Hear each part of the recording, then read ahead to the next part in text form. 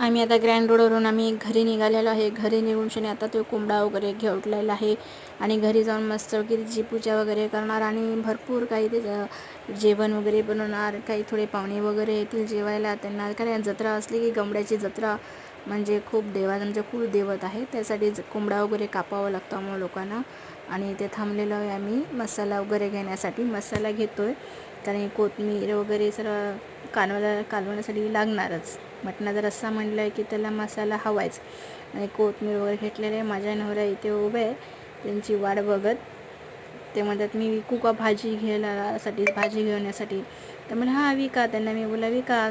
तर भाजीला बसलं आहे इकडे लिंबू घेत वगैरे घेत. इकडे आमचं बघा आम्ही घरी येऊन देवाची पूजा वगैरे केली.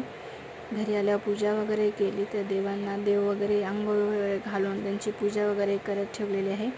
आणि ह्या बघा इकडे कोंबडा कापून शनी त्यांना असं नैवेद्य वगैरे दाखवायला लागतो. अंडं वगैरे कलेजी आणि व्हाईट कलरचं जे आहे गोल त्याला रोट बोलतात. तो रोट बनवावाच लागतो. ते रोटवरती अंडा वगैरे ठेवून शनी आपण त्याची पूजा वगैरे करायची असते. मग आता पूजा आपली खरंच चालू झालेली आहे. माझे मिस्टर पूजा वगैरे करतात आहे. ते पूजा वगैरे करून त्यांचं हे बघा हे त्यांचं चिलीम आहे. आपल्या ह्याच्यामध्ये सिगरेट बोलतो. आणि आमचे हा देव आहे गोटुबा. ते देवा गोटुबाला आमच्याशी चिलीम त्यांना द्यावी लागते. म्हणजे त्यांची चिलीम आहे ते तुम्हाला मी बघा दाखवेलच. पुढे कशी पितात ते कशी संपते ते पण तुम्हाला दाखवते. आणि त्याच्यानंतर आम्ही हे सगळं देवाची पूजा वगैरे करत कैली वगैरे सगळं नैवेद्य वगैरे दाखवला.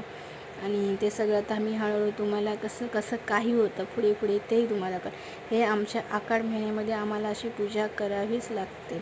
आणि आमचा देवस्थान हा एकदम जागृत आहे. हा देवाचं नाव आहे गोटुबा.